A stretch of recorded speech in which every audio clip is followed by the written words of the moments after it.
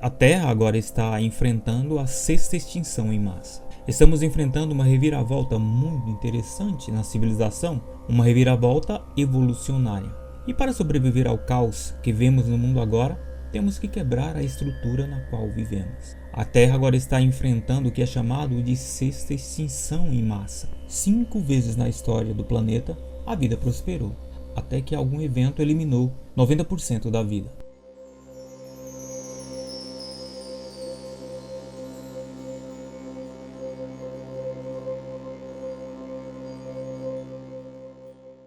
A última vez que isso aconteceu foi há 66 milhões de anos.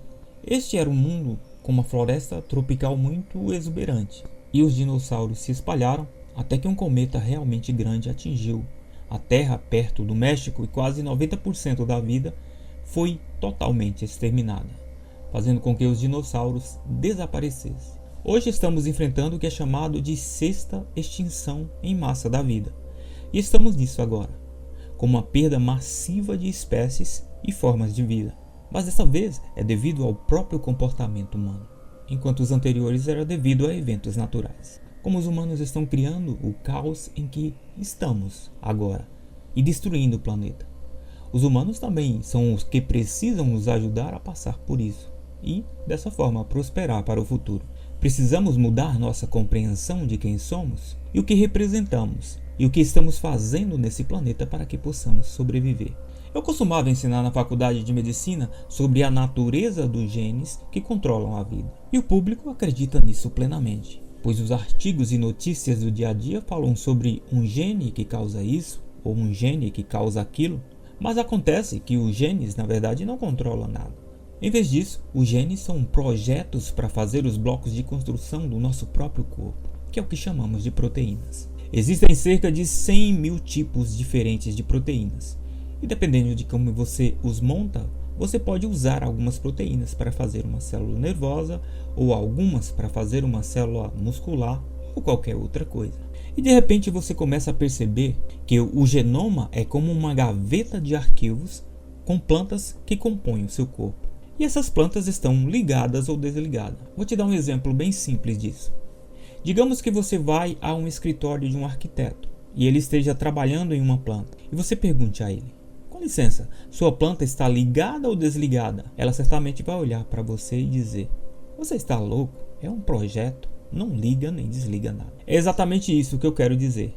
O gene é um modelo, ele não liga e não desliga. Mas o equivalente ao arquiteto que você visitou é sua consciência, sua mente, porque é isso que selecionou os genes. E sua consciência então seleciona um projeto de como fazer uma proteína com base no que você percebe da sua própria vida. É sua mente que ativa a mudança, mas ela também pode modificar para produzir 3.000 ou mais proteínas diferentes do mesmo modelo. Então, de repente, a velha crença de que os genes são ativados ou desativados não é mais verdadeira. A nova crença é baseada em uma pesquisa que comecei em 1967, quando estava clonando células-tronco. As células-tronco em seu corpo são equivalentes às células embrionárias, e sua função no corpo é substituir as células que estão morrendo. Nessa minha pesquisa, eu peguei uma célula-tronco, coloquei ela em um prato de cultura sozinha, e a cada 10 horas ela se dividia. Então, primeiro a uma, depois a 2, 4, 5, 16 e depois de uma semana a 30.000 células em uma placa de Petri. Todas essas células são geneticamente idênticas porque vieram dos mesmos pais. Então agora eu tenho 30.000 células embrionárias geneticamente idênticas. E eu dividi elas em 3 placas de Petri completamente diferentes. Agora vem uma coisa que me surpreendeu. Então eu coloco as células em uma placa de Petri, mas eu as cultivo com um fluido chamado meio de cultura, porque esse é o ambiente deles. E o meio de cultura é uma versão de laboratório do seu próprio sangue. Então, se eu cultivo as células de um camundongo, eu observo do que é feito o sangue da célula do camundongo e faço um meio de cultura com base nisso. Se eu cultivo células humanas, observo a composição do sangue humano e faço uma versão sintética, um meio de cultura para células humanas. Eu fiz 3 meios de cultura diferentes para as minhas placas de Petri. Então todos eles tinham células geneticamente idênticas, mas num meio de cultura ligeiramente diferente. 3 dias depois, minhas células embrionárias se transformaram em células diferenciadas ou maduras. Na placa A, as células formavam músculo, na placa B, formavam osso e na placa C, formavam células de gordura. Isso tudo significa que se você altera a química do ambiente, também altera a atividade genética. Mas por que isso é relevante? Os genes não estão tomando uma decisão sobre o que a célula deveria ou não fazer, ou a célula deveria ou não ser. O ambiente está selecionando os genes que determinam o que as células serão. Nosso corpo humano é composto por 50 trilhões de células. Então o corpo humano é como uma placa de Petri, coberta de pele. Sobre a minha pele tenho 50 trilhões de células e tenho o meio de cultura original do sangue. Qual é o ponto disso? É a química do sangue que controla seus genes? Ou são os genes que controlam a si mesmo? Seu sistema nervoso é como químico, e a química em seu sangue é determinada a partir de qualquer imagem que esteja em sua mente. À medida que essa imagem é traduzida em química complementar. Uma imagem de medo tem uma química saindo do cérebro, enquanto uma imagem de amor tem uma química completamente diferente saindo do mesmo cérebro. Quando você muda seus pensamentos, ou muda suas crenças, você está mudando a química do sangue, e isso acaba controlando os seus genes. Quando você acredita que os genes controlam a sua vida, você é uma vítima do que você herdou dos seus pais, qualquer que sejam os genes que venham da sua família. Essa é a velha crença. A nova crença é completamente diferente.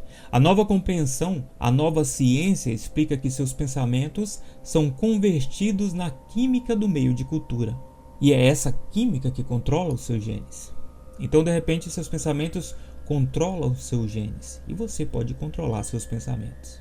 E se você mudar seus pensamentos, você muda a sua biologia. Agora não somos vítimas dessa nossa genética. Em vez disso, somos mestres da nossa genética. Com isso, passamos a entender que mudando nossa mente, podemos mudar nossa atividade genética. Mas temos que aprender a regular nossos pensamentos e também a nossa consciência, porque é isso que, em última análise, controla a sua saúde, a sua longevidade, o seu amor ou felicidade. Tudo isso é baseado em nossos pensamentos. Mas como fazemos isso? Se você muda seus pensamentos, você muda sua biologia. A imagem na mente é traduzida em química complementar. Uma imagem saudável, portanto, uma imagem amorosa, cria uma química no sangue que estimula a vitalidade, saúde e também felicidade. Mas se você vem de uma família onde há uma disfunção na família, onde há um problema nessa família, então as imagens na mente de uma criança podem não ser tão saudáveis.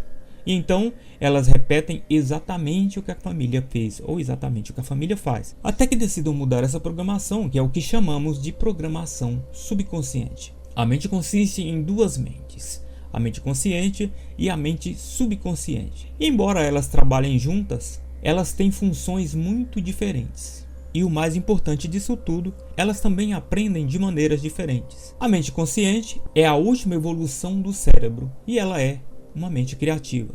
E uma vez que somos criativos, podemos criar e avançar para o que queremos na vida. Mas antes que a mente consciente se desenvolva, somos realmente dirigidos pelo que é chamado de mente subconsciente. E sub significa abaixo.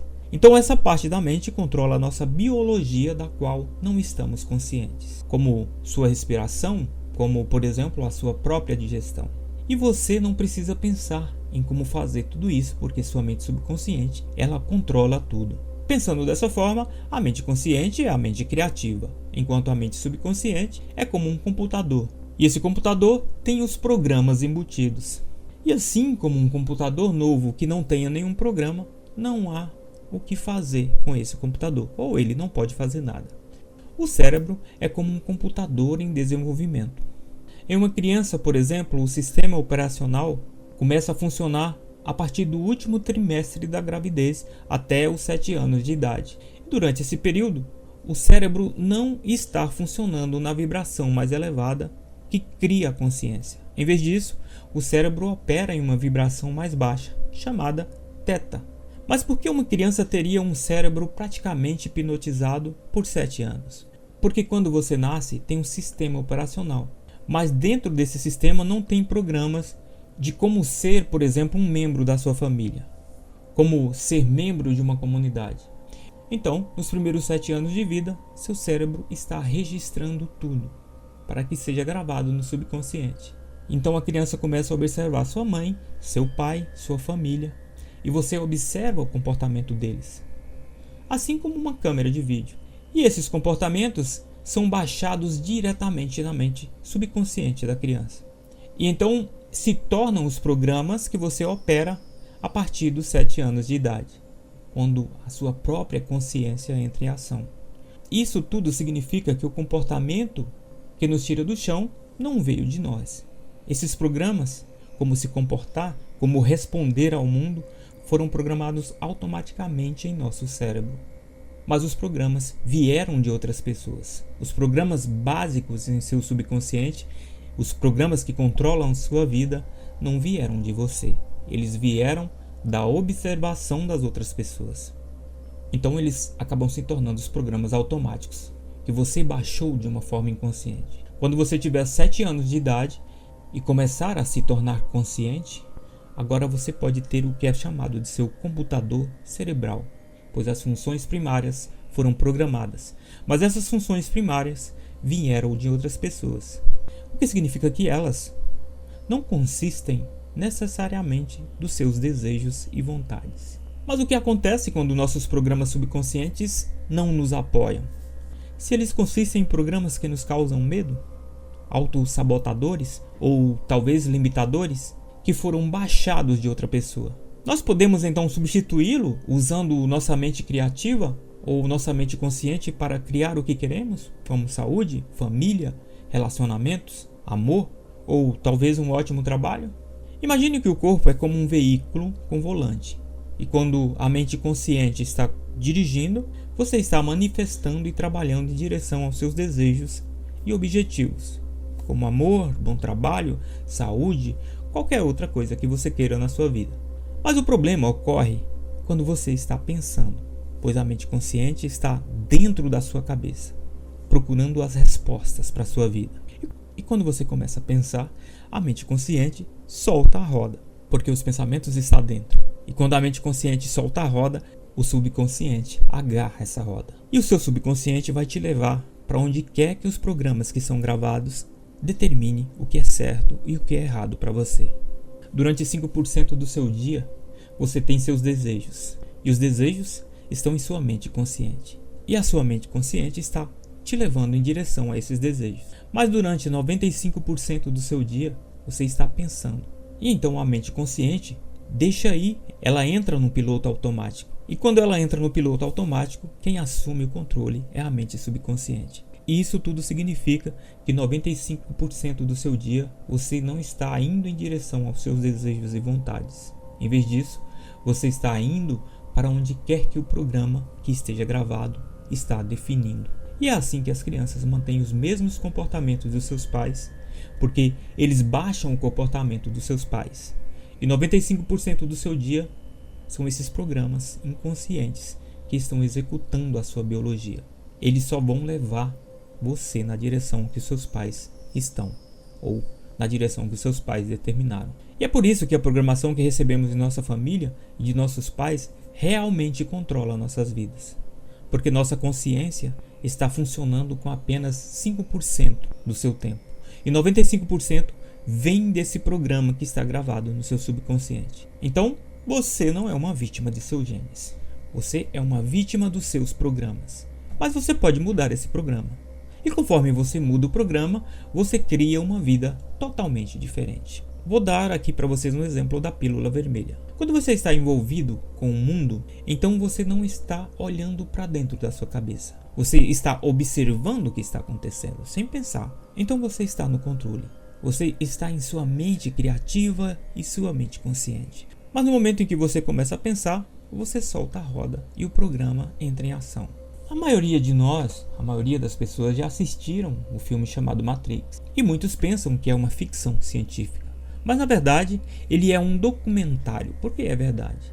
E é um ponto no filme que fala que todos os personagens são programados, assim como todo humano também é programado. Porque nos primeiros 7 anos de vida de uma criança, o cérebro está operando em teta. E teta é igual hipnose. E é assim que os programas entram no computador. Então todo mundo está programado. E no filme eles dizem: se você tomar a pílula vermelha, você sai do programa. E você e eu já tomamos a pílula vermelha várias vezes na nossa vida. E fizemos as mudanças profundas que queremos em nossa vida. E muitas vezes essa pílula nos tira do programa. E a ciência descobriu isso. Tomamos a pílula vermelha quando nos apaixonamos por alguém. Porque, por exemplo, quando você está apaixonado, no que é chamado efeito lua de mel, a vida parece tão bonita que você está saudável. Porque os seus pensamentos do amor liberam a química da saúde em seu corpo. Como, por exemplo, os hormônios do crescimento. É por isso que quando as pessoas se apaixonam, elas brilham. Não é uma coincidência ou um acidente. Pois é a conversão da consciência do amor em química da sua própria consciência do amor. E elas, por sua vez, controlam a genética e o seu próprio comportamento. A ciência reconheceu que quando você se apaixona, você para de pensar. O que significa que a mente consciente é quem está dirigindo o seu próprio carro, e não a mente subconsciente. E a mente consciente tem desejos e desejos.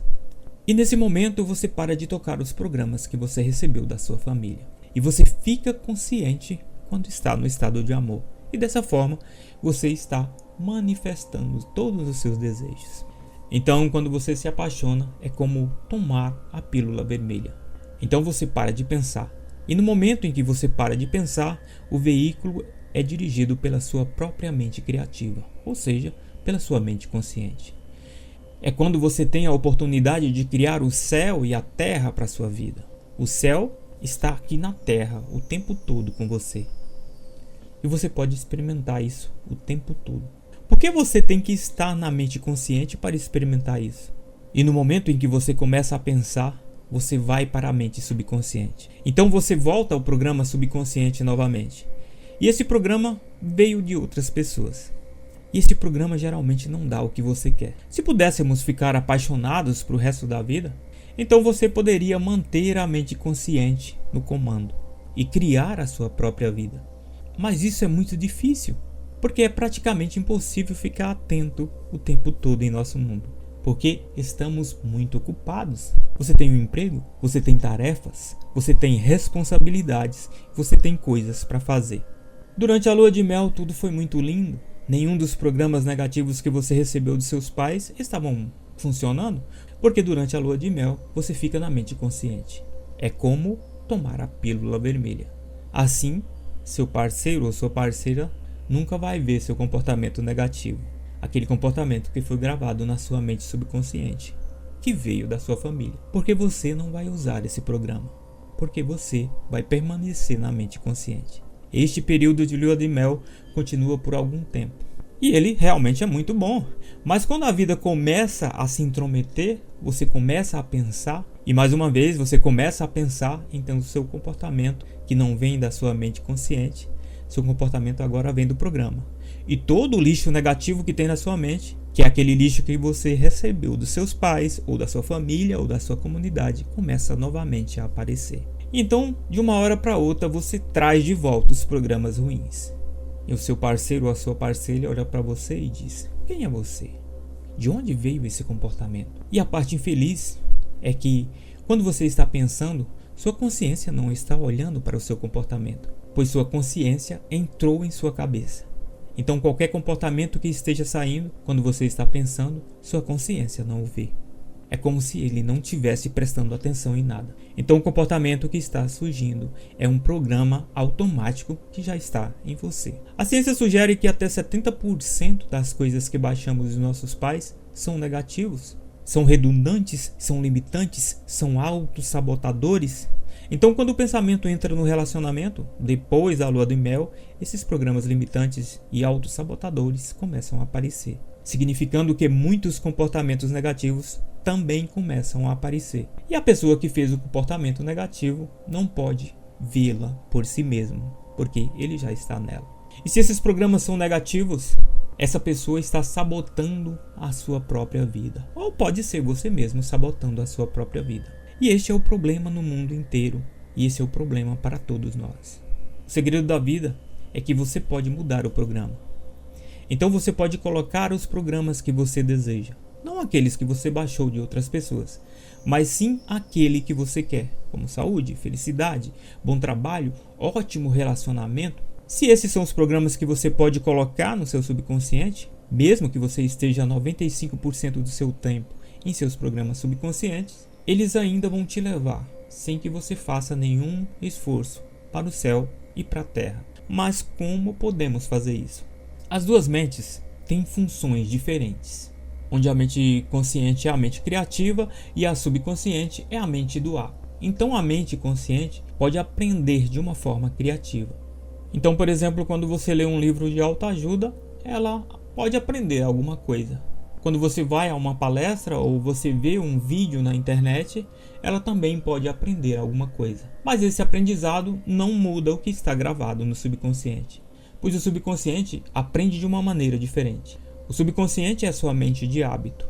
Você aprendeu a andar antes dos 2 anos e agora isso se tornou um hábito. Então não importa que experiências você tenha, você nunca vai desaprender de como andar.